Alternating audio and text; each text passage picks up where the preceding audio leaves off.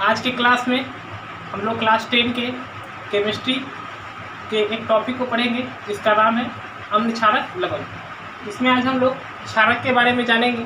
तो चलिए इसको स्टार्ट करते हैं। सबसे पहला बात है कि क्षारक क्या होता है। तो क्षारक एक ऐसा पदार्थ है जो स्वाद में कड़वा। कोई भी पदार्थ अगर स्वाद में कड़वा है तो हम उसमें कह सकते हैं कि वह पदार्थ क्षारक है। दूसरा उसका विशेषता है कि क्षारक, अगर कोई पदार्थ क्षारक होगा तो वह लाल लिटमस पत्र को नीला कर देगा, यानी लाल लिटमस पत्र जो होगा उसको क्षारक जो है नीला कर देगा। और अगर नीला लिटमस पत्र होगा तो उस पर क्षारक का कोई प्रभाव नहीं होता। इस बात को भी जान लेना जरूरी है। तो क्षारक लाल लिटमस को नीला कर देगा। आगे एक और, क्षारक, अगर कोई भी पदार्थ क्षारक होगा तो वह जल में घुलकर OH- आयन प्रदान करेगा। अगर हम उसको जल में घोलते हैं तो घोलने के बाद वो हमको OH- आयन के रूप में देगा। तो ये तीन बात हम लोग इंट्रोडक्शन के रूप में क्षारक के बारे में जानेंगे। पहला कि क्षारक स्वाद में कड़वा हो, कोई भी मटेरियल जो स्वाद में कड़वा होगा उसको हम क्षारक बोलेंगे। लाल लिटमस पत्र को नीला कर देगा और जल में घुलकर OH- आयन प्रदान करेगा, इसको हम क्षारक बोलेंगे। कुछ एग्जाम्पल है क्षारक का, NaOH sodium hydroxide, KOH potassium hydroxide. इसको छोड़ के हम लोग अपने डेली लाइफ में भी बहुत सारे क्षारक का यूज करते हैं, जैसे साबुन जो है क्षारक है, उस कड़वा होता है। साथ में साबुन को अगर हम लिटमस पे यूज करते हैं तो उसको लाल लिटमस को नीला में बदल देता है। आगे सोडा, चूना और नीम, करेला, ये सभी ऐसा मटेरियल है जो हम लोग डेली लाइफ में यूज करते हैं और इसका स्वाद कड़वा होता है और इसमें क्षारक पाया जाता है। अब हम लोग एक और टॉपिक को जानेंगे जिसका नाम है क्षार। तो क्षार और क्षारक, क्षार जो है क्षारक से ही आया है। अगर कोई क्षारक है और ये जल में घुल जाएगा, अगर कोई क्षारक जल में घुल जाता है तो हम उसको क्षार कहेंगे। जैसा कि वैसा क्षारक जो जल में घुलनशील हो उसे क्षार कहते हैं। यानी कोई भी क्षारक अगर जल में घुल जाता है तो वो क्षार कहलाएगा। जैसे NaOH sodium hydroxide, potassium hydroxide, calcium hydroxide, magnesium hydroxide, ये सभी जो है क्षार है। अगर हम इनको जल में घोलते हैं तो ये बहुत आसानी से घुल जाता है। एक बात को हम लोग को याद रखना है कि जितना भी क्षार है, टोटल क्षार क्षारक कहलाएगा, लेकिन सभी क्षारक को हम क्षार नहीं कर सकते, क्योंकि जरूरी नहीं कि सभी क्षारक जो है जल में घुल जाए, लेकिन जो भी क्षार होगा उसको हम क्षारक कहेंगे। इस प्रकार से हम लोग पढ़े क्षार और क्षारक के बारे में जानेंगे।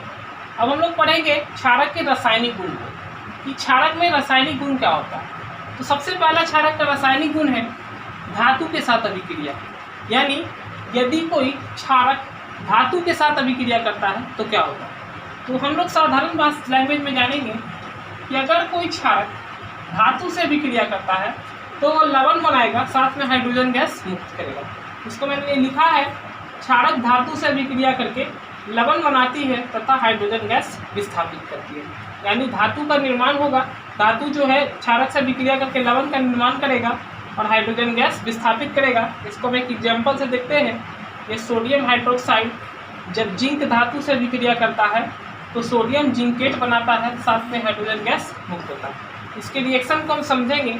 यहाँ पे हमारे पास 2 सोडियम था, 2 ऑक्सीजन था और 2 हाइड्रोजन था, साथ में जिंकेट था। हम Na के साथ में 2 लगा दिए, साथ में Zn के साथ O2 को लगा दिए, तो हम लोग के पास बस H2 बचा और H2 को हम जो है ये विस्थापित, H2 गैस विस्थापित हो गया। इस प्रकार से हम धातु का क्षारक के साथ अभिक्रिया को पढ़ लेते हैं। अब इसके बाद हम लोग आगे के टॉपिक को पढ़ेंगे। अब हम लोग धातु के क्षारक के बारे में पढ़ेंगे। तो क्षारक के रासायनिक गुण में अगला गुण है कि क्षारक की धातु के कार्बोनेट और बाइकार्बोनेट से अभिक्रिया। तो क्षारक धातु के कार्बोनेट तथा बाइकार्बोनेट से अभिक्रिया नहीं करता। यानी अगर धातु के कार्बोनेट और बाइकार्बोनेट को किसी क्षारक से अभिक्रिया कराया जाएगा तो इनके बीच में कोई भी अभिक्रिया नहीं होगा।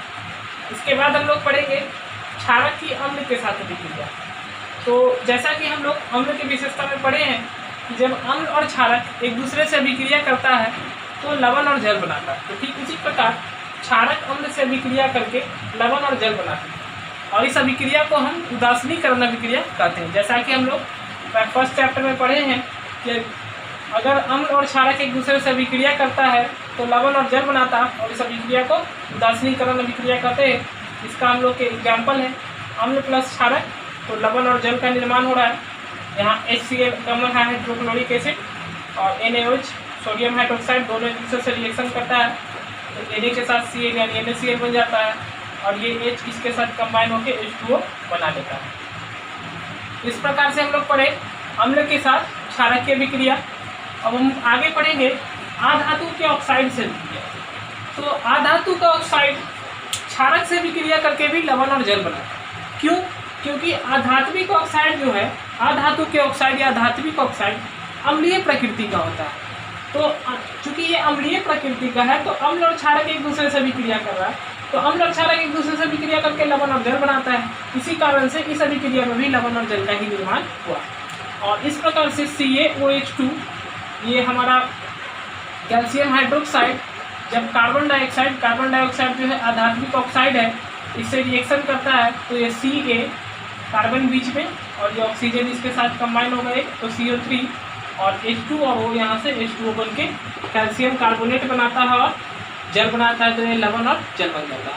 अब एक चीज़ हम लोग और पढ़ेंगे कि जब हम किसी क्षारक को, जैसे NaOH कोई क्षारक है, इसे हम जल में घुलाते हैं, तो ये Na प्लस और OH माइनस में टूट जाता है। जल से अभिक्रिया के रूप में हम इसको पढ़ सकते हैं कि जब हम इसमें NaOH को जल में घोलेंगे तो ये आयंस के रूप में टूट जाएगा, ये सोडियम आयन और OH माइनस आयन के रूप में ब्रेक हो जाता है। तो इस प्रकार से आज हम क्षारक, उसके गुण और उसके रासायनिक गुण के बारे में पढ़ लेते हैं। तो इस प्रकार से ये टॉपिक हम लोग का आज का खत्म हो जाता है।